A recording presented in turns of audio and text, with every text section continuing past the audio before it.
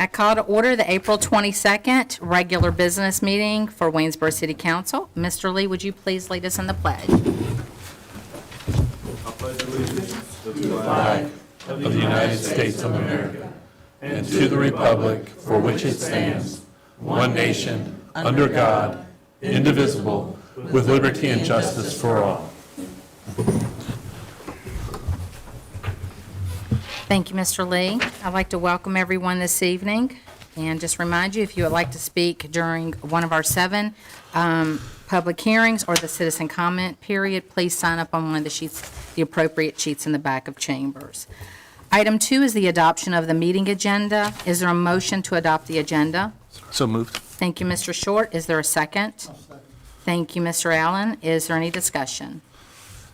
All in favor of approving the agenda, say aye. Aye. Any opposed? The agenda passes 5-0. I do not have anything tonight for matters from mayor, so I'll move on to item 4, matters from council members. Does anybody have anything? Okay.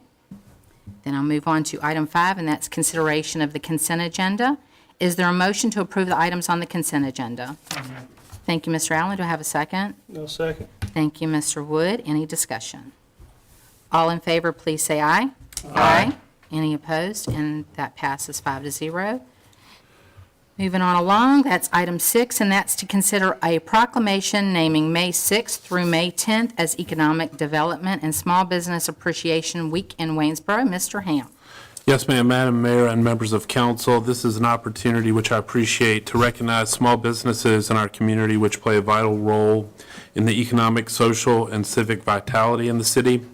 It's also an opportunity to recognize our staff, Mr. Greg Hitchen, Stephanie Duffy, Megan Swanson, and Emily, Greg, help me. Tomlin, thank you, Emily Tomlin, for the work that they do to support existing businesses, facilitate local economic growth and expansion, and attract new businesses to our community, and the accompanying employment and investment that they bring. So Mr. Hitchen does not wish to make remarks, but he will receive the proclamation if council sees fit. Is there a motion to proclaim May 6th through May 10th Economic Development and Small Business Appreciation Week in Waynesboro?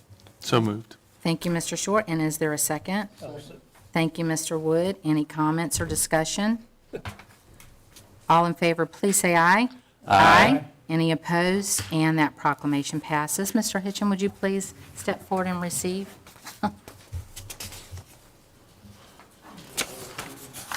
I'm going to stand up here.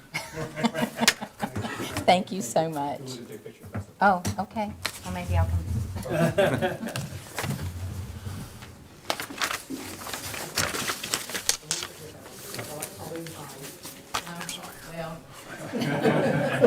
Photo bomb. I'm going to give these to those are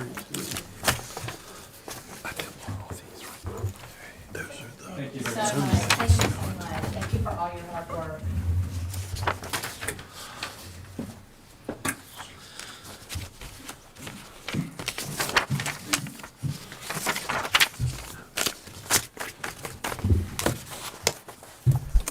Okay.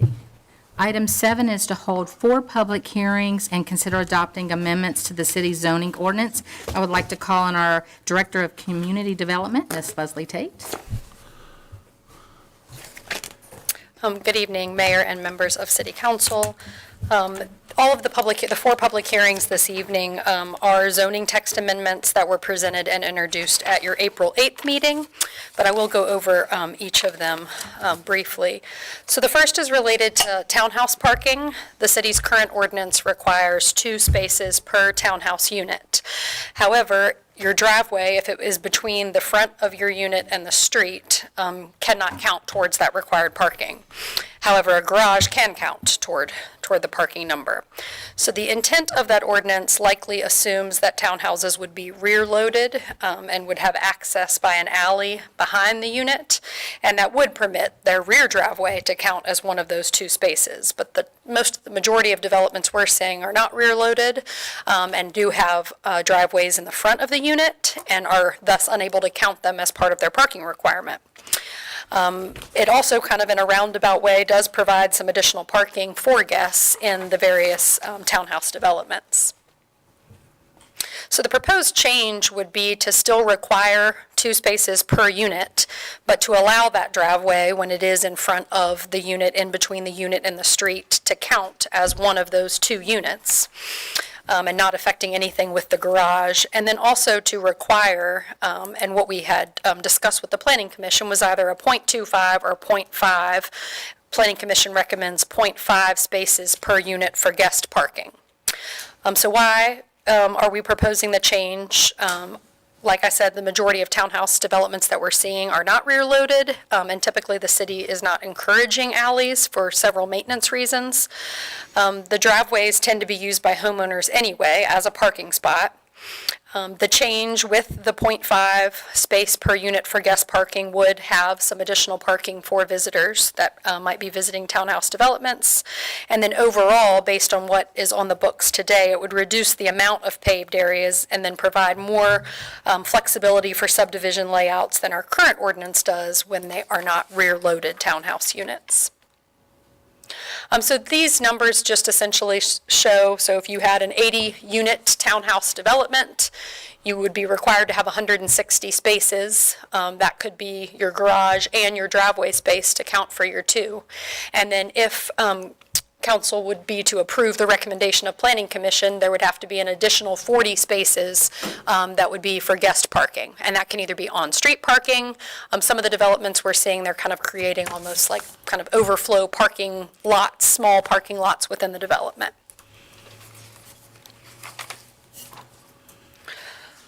So this just shows another place within the ordinance that the amendment would need to be made. So it would be striking subsection B that says outdoor surface parking areas shall not be located between the street and the principal structure. So that would be the section that would essentially allow your driveway to count as one of your 2 spaces. And then the other place where it would need to be changed in the ordinance is under section 98-5.1.3, which is our parking ratio requirements. And we would add that percentage for guest parking, a guest parking number to make the change. So that's all I have for that one before the public hearing is opened, unless there are any questions. Are there any questions? Okay. I hereby open the public hearing regarding 7A, parking ratio requirements. No one has signed up to speak. I hereby close the public hearing. And next, we'll move on to, okay, where are we? 7B? Okay, so the next is also parking related. It applies to all parking areas or vehicular use areas, and it has to do with buffering. So you'll see here in red is the proposed change. Currently, the ordinance states that the perimeter of all parking areas and other vehicular use areas that are adjacent to residentially zoned property shall provide a Class C buffer. And the recommended amendment is that it would actually say it would provide a Class B buffer, and then also, instead of a Class B buffer, you could utilize a wall, fence, or berm complying with the section of the ordinance, could be substituted for those buffer requirements. And so just kind of to make sense of that change, this buffer type chart is what we utilize within our ordinance. And you can see it lays out what the subject property is, so what zoning it is, and what it's adjacent to, and that's how you determine buffers. So as you can see down below, only when light industrial or heavy industrial is adjacent to different districts is a C buffer required. But then this other segment of our ordinance does require a C buffer when it's a parking area. And so what those different buffers look like, the Class A buffer is a minimum width of 10 feet and has certain number of canopy understory and shrubs required per 100 linear feet. The Class B is essentially a step up, and it's a minimum width of 15 feet. And some additional, including an evergreen tree, plantings within 100 linear feet. And then kind of the most robust buffer is the Class C, which is a minimum width of 20 feet. and you, in addition to plantings, have to have a wall, fence, or berm. And so certainly that makes sense when you need that additional space, when you have some kind of industrial use potentially adjacent to residential areas. But it might not always make sense if you have a small parking lot or small parking area, and you either a berm, wall, or fence alone would be enough to kind of shield the parking area from the adjacent residential use, or plantings with the 15 feet. So it essentially allows staff a little bit more flexibility, not when it comes to certain intense uses like industrial uses next to residential uses, but really when it just comes to those parking areas, which would be kind of consistent depending on the use. So that's all I have for that one also, unless you have any questions. Any questions? No? Okay. I hereby open the public hearing on Amendment 7B regarding vegetative buffers. No one has signed up to speak. I hereby close the public hearing. We'll move on to 7C regarding accessory buildings and structures. Okay. So the next amendment is our accessory buildings provision within our ordinance. Currently just states that accessory buildings cannot be located within front yards. And certainly there are buildings that we would not want located within front yards, but there are some structures as well, specifically pools.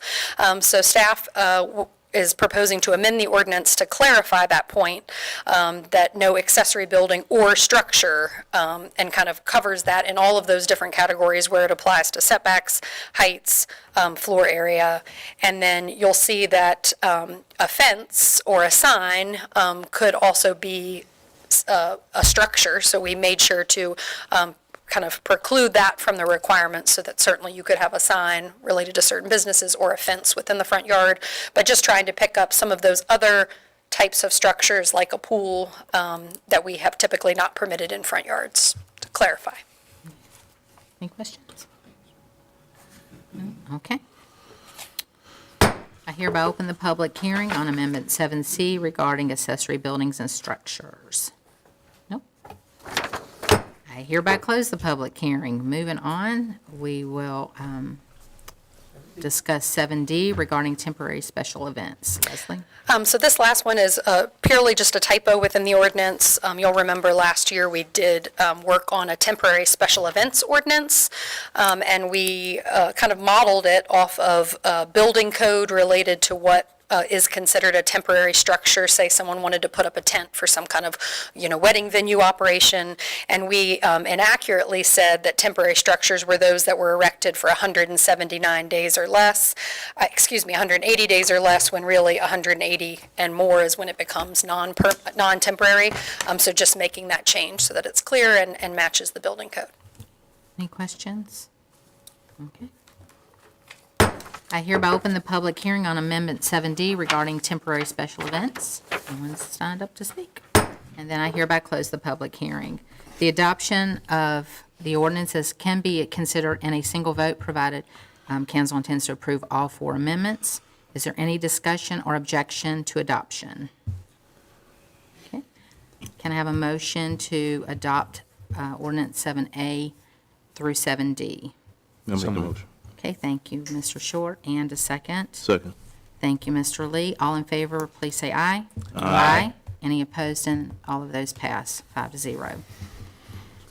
Item 8 is to hold a public hearing and consider introducing an ordinance imposing taxes for the calendar year 2024. Mr. Hamp. Yes, Madam Mayor, members of council, if acceptable to you, I'll preview the 3 budget items here, agenda items 8, 9, and 10. Item 8, and the first item is the ordinance imposing taxes for the calendar year 2024. There are no increases proposed. Rates will remain the same, and the ordinance reflects as much. Regarding item 8, if you can conduct the public hearing, introduce and second, and discuss the ordinance according to your need. Final consideration will occur at the May 13th regular business meeting. Item 9 amends those sections of the code that establish utility rates. As presented and previously discussed, staff is recommending a 2% increase in water rates and a 5.5% increase in sewer rates. No increase is recommended for stormwater rates, and a $2 per month increase is recommended for refuse collection fees. The rate increases are necessitated by capital projects in each of the water, sewer, and refuse operations, and to mitigate the impacts of inflation on materials and energy and fuel expenses. Again, council is asked to hold the public hearings and introduce, second, and discuss the ordinance. Finally, item 10 is the annual budget ordinance. As we previously presented and discussed, large budget drivers this year are school funding, VRS actuarial reassessment, employee compensation, public safety, and continued support for the development of Nature's Crossing. Again, if you would hold the public hearing, introduce, second, and discuss according to your preference. I'm happy to answer any questions that you might have. Are there any questions, Mr. Hank? No? Okay. I hereby open the public hearing for, to consider introducing an ordinance imposing taxes for the calendar year 2024. So no one has signed up to speak. Okay. I hereby close the public hearing. Is there a motion to introduce the ordinance imposing taxes for the calendar year 2024? Madam Mayor, I'd like to make a motion to introduce this where we do the tax rate Okay. at 77 cents. Thank you, Vice Mayor Wood. Is there a second? Second. Okay, thank you, Mr. Lee. Any discussion? Okay, this ordinance will receive final consideration at the May 13th meeting. Okay, item 9 is to hold a public hearing on the ordinance amendments, section 66.3C, 66.3F, and 86-28A, and 86-139A, utilities of the Code of the City of Waynesboro. Mr. Hamp's already discussed that, so I'll go ahead and open the public hearing. I hereby open the public hearing. No one has signed up to speak. I hereby close the public hearing. Is there a motion to introduce the ordinance amending the stated sections of the code as they pertain to utility fees? Thank you. Thank you, Mr. Allen. Do I have a second? I'll second. Thank you, Mr. Wood. Any discussion? Okay, this ordinance will receive final consideration at the May 13th meeting. Item 10 is to hold a public hearing and consider introducing an ordinance for the annual budget for the fiscal year ending June 30th, 2025. I'll open the public hearing. So Skylar Brown or Braun?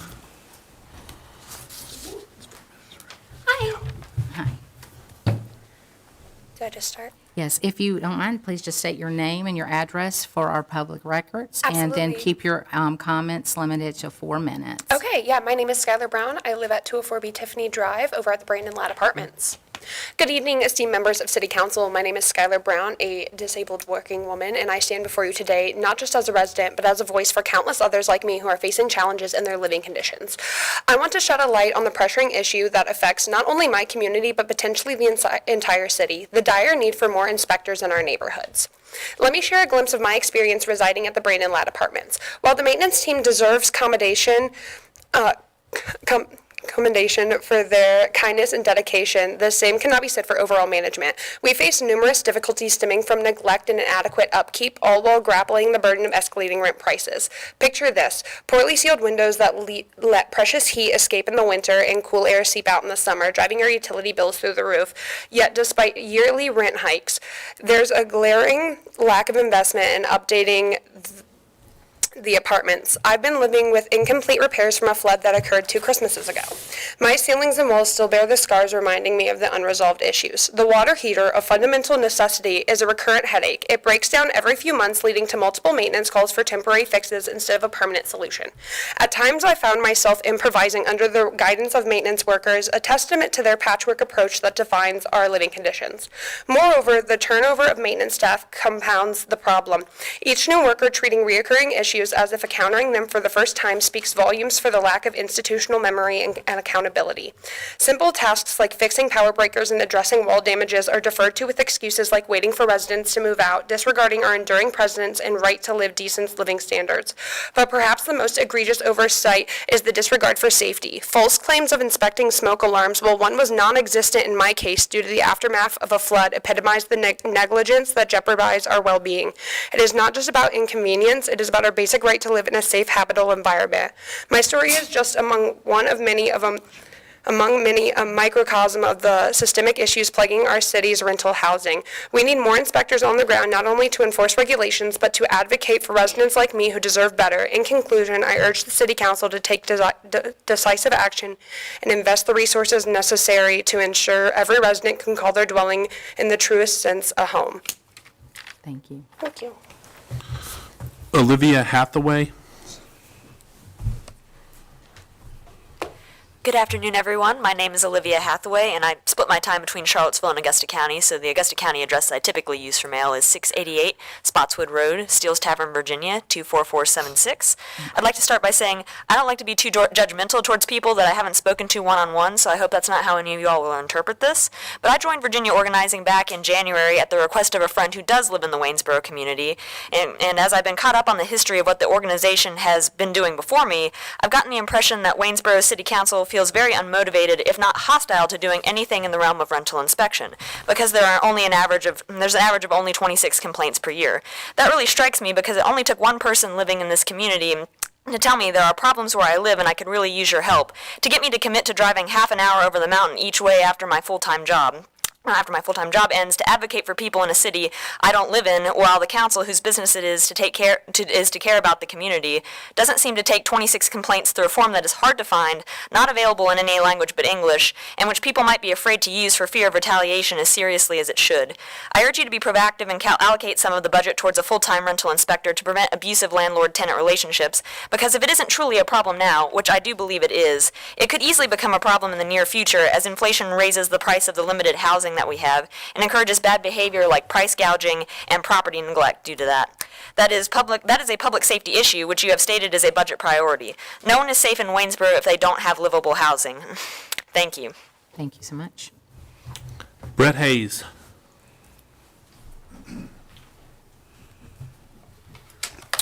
Good evening. My name is Brett Hayes. 1889 Sangers Lane in Stanton, although I own property in the city of Waynesboro. I had sent a letter to everybody on the city council, and thank you so much for your time and responding to that. As you know, the Valley Children's Advocacy Center, which deals with sexually abused children over in Stanton, serves this community as well as Augusta County, Stanton, Highland County, Bath County, and about 5 others, mostly in the Stanton, Augusta, Waynesboro area.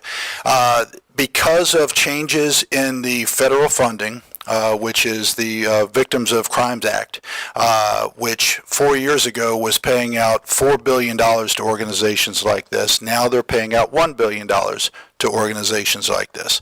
A couple weeks ago I found out about it, and I was shocked to find that this organization in Stanton that serves 300 kids a year that are sexually assaulted by our citizens is going to have a $150,000 budget shortfall starting on July 1st. Since then, I've been raising money privately.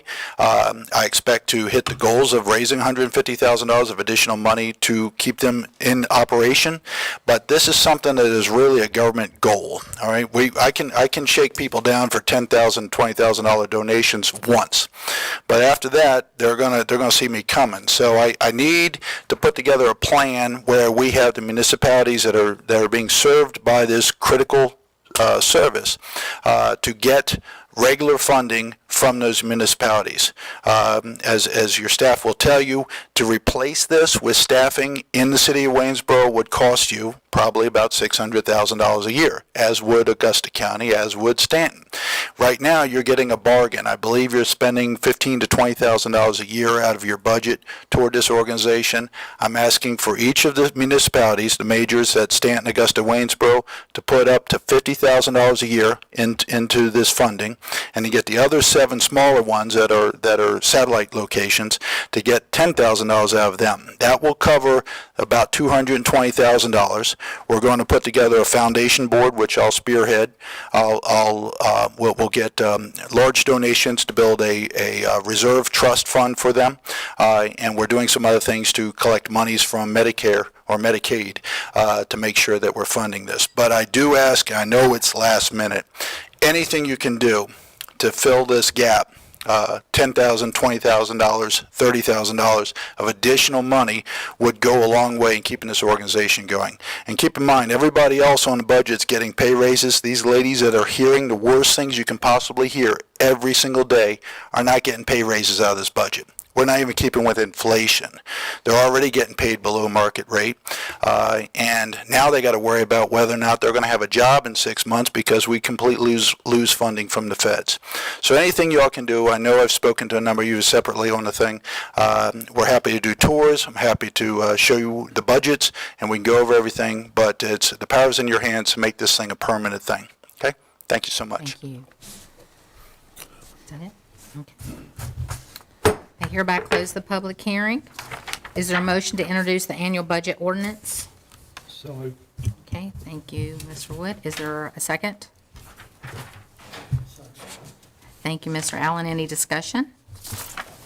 This ordinance will receive final consideration at the May 13th regular business meeting. Item 11 is to consider adopting an ordinance for a tabled zoning map amendment request by Draft Building Company to amend the proffers for tax map parcel numbers 40-3-115A and 40-3-115C located at 0 Ludewitt Boulevard. Ms. Tate? So this proffer amendment request was considered in September of last year, and it was tabled, so I'm going to kind of refresh on what happened then and what's happened since that public hearing was held and the tabling occurred. So the original application was for a proffer amendment request. The property is split by Bryant Drive. It fronts on Ludewitt, and it's beside the Lowe's development on Ludewitt. So the original request was to amend the proffers that were agreed to as part of a 2001 rezoning that rezoned the property from residential to commercial. The applicant noted that some of those proffers, those restrictive proffers, were making it difficult to sell and develop the property, and that they wanted to amend those. Staff evaluated and looked at the area, and the applicant requested the change, noting that some of the other developments within the area since the 2001 rezoning had maybe not abided by such strict proffers as far as aesthetics and uses were concerned. So the original 7 proffers from 2001, and I won't read them all, but just kind of summarize. So the first was related to kind of a square foot maximum that could be developed on the property. The second was related to uses and very strictly defined that to professional, office, and retail only. The third was related to signage and kind of the aesthetic of the signage. The fourth was related to a minimum roof pitch. So another aesthetic consideration.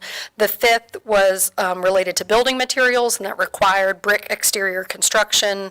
The sixth mentioned architectural review for any building developed on the property. And the seventh discussed parking and what percentage and amount of parking would be visible from Ludewitt. So the property here outlined in blue is shown. It is split by Bryant Drive. You can see there is the Lowe's adjacent, the Pratt's Run subdivision. It's also adjacent to the Caribbean Car Wash, and then you have various commercial and residential across the street. The property is zoned for highway business, which does allow all commercial uses and some light industrial ones, meant for businesses that rely on close proximity to major transportation routes. This map shows everything in red is zoned highway business, and then you can see some RS12, which is kind of our larger lot residential development, and then also directly adjacent some RG5 and RS7, other types more dense than RS12 residential development. So the land within the Ludewitt corridor was annexed from Augusta County in 1986 to kind of speak to how the zoning became what it was. The areas around Rosser Avenue, West Main Street were likely brought in as commercial, and then the remaining area residential. Ludewitt Boulevard was constructed in the early 90s, and as that corridor developed, parcels along there were rezoned individually to commercial. The city's 1998 comprehensive plan that came before that 2001 rezoning called for development that would discourage strip development, respect environmental constraints, and provide the right mix of access to current and future residential developments. It also suggested some design criteria and corridor criteria within that area, and so certainly the applicant's rezoning following that comprehensive plan in 1998 was, those restrictions were telling of goals of the comprehensive plan at the time. In 2004, 2005, the Lowe's development occurred, and there is a mix along the corridor of development and different aesthetics and building types. The current proffers may no longer be reasonable expectations for the development of the property, and also some of the proffers cover things that are now part of our ordinance that maybe weren't in 2001. So I'm going to go through and highlight some of the proffers. So the first that's on the books today is a maximum of 60,000 square feet for the development on the 8.6 acre parcel. The applicant is requesting removal and is still requesting removal of that proffer. And staff notes that really the maximum square footage, the buildings that could be developed on there would really be governed by the size of the property, the parking requirements, and other site constraints that may exist during the site plan development stage. The next proffer is that the property would be developed only for professional office and retail uses. The applicant is requesting that that proffer be amended, and kind of the first go at that proffer is seen there in the black text, that no gas stations, fast food, convenience stores, or 24/7 retail businesses will be allowed. And after the tabled request and some consultation with the adjacent Property Owners Association, they have proposed to amend that proffer to read that no gas stations, fast food, convenience stores, 24/7 retail businesses. They've added distribution centers and types of vehicle sales, rental, or leasing facilities and vehicle services to help kind of further protect the uses that might locate adjacent to the residential development. The next proffer is related to kind of the signage, that it has to be a single low-rise monument sign, and that no neon signs will be allowed, and they would be of unified style and subject to architectural review.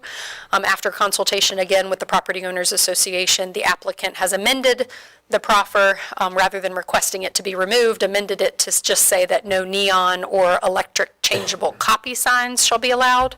And there are some additional signage proffers you'll see as I continue through the presentation. Related to the roof pitch, the applicant is still just requesting removal of that proffer. The next is the proffer that at the 2001 rezoning required brick exterior construction, and in red you'll see that the applicant is proposing no exposed concrete block, vinyl siding, or metal skin exteriors are prohibited. Thank you. The proffer that relates to an architectural review, the applicant is still requesting removal, and that would go through the typical site plan requirements that the city has for all development. Also, the applicant is still requesting to remove the proffer related to parking visibility from Ludewitt Boulevard. And then the applicant has added some additional proffers.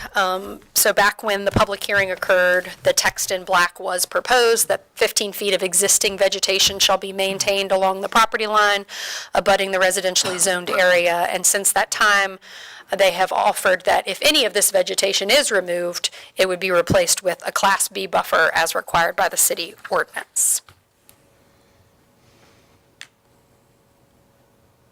And then 3 additional proffers that have been offered after the tabling occurred are that signs for tax map number 40-3-115A must be placed so that they front on Ludewitt. Also, signs for tax map number 40-3-115C should be placed so they are as close to the Bryant Drive, Ludewitt Boulevard intersection as reasonably possible. And then lastly, no outdoor music shall be permitted. All other noise shall be subject to the City of Waynesboro's noise ordinance.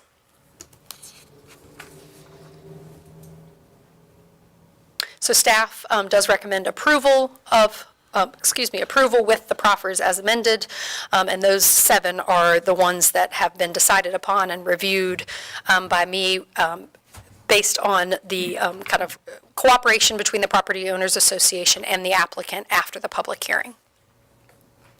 That's all I have unless you have any Are there any questions. questions?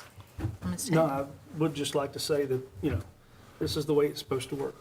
The property owners and the new developers got together, worked out a good common plan, and did it without involving anyone else, and it seems like everybody's coming along at least as happy as can be. So, thanks to you all for working together. Well, we thank you. Okay. With that, is there a motion to adopt the ordinance as amended without additional public hearing? I'll make that motion. Okay, thank you, Mr. Allen. Is there a second? I'll second. Thank you, Mr. Wood. Is there any discussion? All in favor, please say aye. Any opposed, and that passes 5-0. Item 12 is to consider adopting the amended Community Development Block Grant Action Plans for FY 2022 and FY 2023. Ms. Tate. So at your meeting on April 8th, you held a public hearing for the amendments to the FY 2022 and FY 2023 Annual Action Plan Community Development Block Grant Program. So the amendments that are proposed is to reallocate a total of $25,000 to add a community development block grant activity to the FY 2023 Annual Action Plan. And the reallocated funds include the transfer of $20,958 from a completed FY 2022 sidewalk improvement project, and then an additional $4,042 from an FY 2023 public facility improvement. The $25,000 will be allocated to the renovation of Fairfax Hall, which converts 9 apartment units to meet the Uniform Federal Accessibility Standards, and this conversion would enable many of the residents to remain independent and safe in their homes for a longer period of time. If approved, the total amount of money allocated to the Fairfax Hall project from city CDBG funds would be $50,000. And this amount, the total $50,000, does include some CV, so CARES Act, COVID-related funds, and funds from prior Community Development Block Grant annual allocations. So since the public hearing has been held, the amendments to the fiscal year 2022 and 2023 Annual Action Plan can be voted on this evening. Okay. Thank you so much. Is there a motion to adopt the amended CDBG action plans for FY 2022 and FY 2023? So moved. Thank you, Mr. Short. Is there a second? Thank you, Mr. Allen. Any discussion? All in favor, say aye. Aye. Any opposed? And that motion passes 5-0. Item 13 is to consider appointing an individual to the Regional Youth Commission for an unexpired 3-year term ending June 30th, 2025. Is there a motion to appoint Lily Damastis? I'll make that motion. Okay, thank you. Mr. Lee, is there a second? I'll second. Thank you, Mr. Wood. And as far as discussion goes, right, I would like to thank Mr. Lee and Mr. Wood for their time that they put forth in interviewing and talking to candidates for these appointments and commissions. Okay, with that, any discussion? No? All in favor, please say aye. Aye. Any opposed? And that passes 5-0. Item 14 is to consider appointing a candidate to the Valley Community Services Board for an unexpired term, June 30th, 2025. Mr. Hamp. I don't have anything to add other than I think the candidate is Ms. Damastis. Oh, No, Ms. Hinky. Hinky, sorry about that. Hinky, okay. So is there a motion to appoint Tracy Hinky to the Community Service Board of Directors? I'll make that motion. Thank you, Mr. Wood. Is there a second? Second. Thank you, Mr. Lee. Any discussion? All in favor, please say aye. Aye. Any opposed? And that passes 5-0. Item 15 is communication, correspondence, and calendar from Mr. Hamp. Yes, ma'am, I have 2 items of calendar. First is a reminder that tomorrow evening at 6:30, there'll be a joint meeting with the Planning Commission and the City Council in this room to review a proposed planned unit development on the north side of town, and then also proposed or elements of the idea of a cottage housing ordinance. So 2 items on that agenda, and it's a joint meeting tomorrow at 6:30. Second item is a note that we have scheduled a budget work session for Wednesday evening, But given where we are in the proceedings, unless council has a need to hold that meeting, I would suggest that we cancel and see where we are I'd like to after the cancel next it. regular meeting. Okay. All right, thank you, Mr. Hamp. All right, that moves item 16, which is citizen comment period. Do we have Yes, anything ma'am. else on Savannah Firstner. that? Okay. Again, just state your name and your address for our records, and then 4 minutes. Hi, I'm Savannah Firstner, and I live in Ward B in Waynesboro. You already heard from some of my peers from Waynesboro chapter of Virginia Organizing today about our chapter's demands, and I hope that you'll honor our request for a full-time rental inspector. But I want to start today by reminding you that the city of Waynesboro agreed that a rental inspection program is a priority in their 2018 comprehensive plan, citing this goal and underlining the risks that if it is not met, stating, without an intervention in the form of strict rental property registration requirements, inspections, and unbending code enforcement, many of these properties' only future use will be as slum dwellings acquired by toxic investors whose positive cash flow will only come from taking advantage of vulnerable tenants. This is a direct quote. Our Virginia Organizing chapter in Waynesboro has been dedicated to demanding safe and affordable housing for community members for the past almost 3 years. We have knocked on doors talking to tenants, hosted awareness-raising events, spoken to state legislators, and much, much more. But our first goal has always been to work with Waynesboro City Council on the aforementioned rental inspection program that you have already approved but have since languished on. Last year, our chapter collected around 300 signatures on a petition that we created, demanding that Waynesboro City Council actually follow through on their word regarding the rental inspection program. Many of us gathered at the February 27th, 2023 City Council meeting to present those 300-some signatures. We had also heard around that time from City Manager Mike Hamp that our suggestions for the program were being taken into consideration and that he would get back to us regarding data on a similar program already underway in Winchester, Virginia. Well, after our group never heard back directly from City Manager Mike Hamp, he decided to advise you all on City Council off agenda on September 25th, 2023, that a rental inspection program was not necessary in the city of Waynesboro. On October 12th, many of us gathered here at City Hall to let it be known that a rental inspection program is still needed, despite what Hamp had remarked on September 25th. And yet, it seems that our efforts have been mostly ignored, politely, but ignored.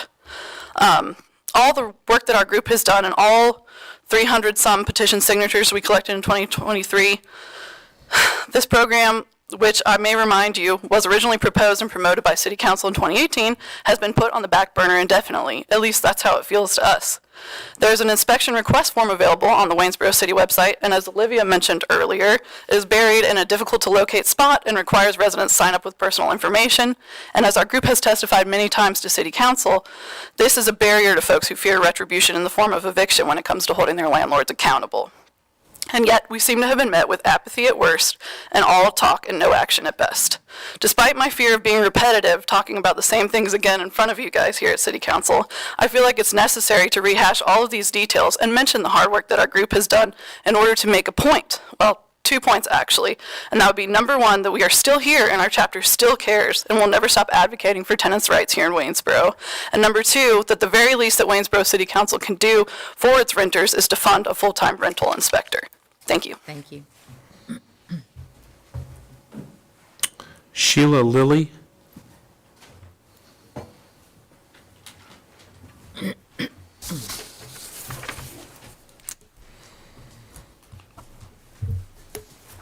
I just have a brief comment. My name is Sheila Lilly. I live at 649 Walnut Avenue.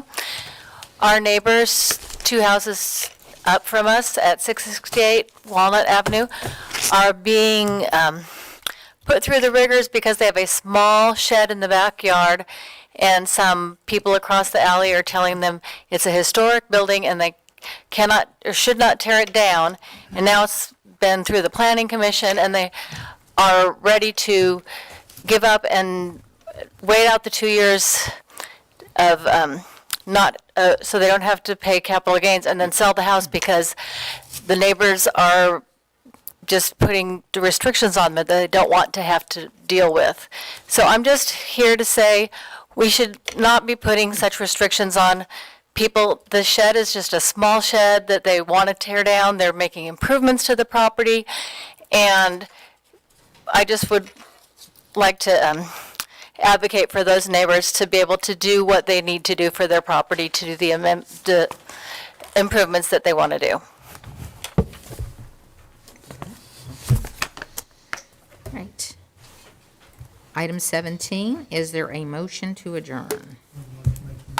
Thank you, Mr. Allen. I knew you would. Is there a second? I'd be happy to second. Thank you, Mr. Woods. Any discussion? All in favor, please say aye. Aye. We are adjourned. Got one extra.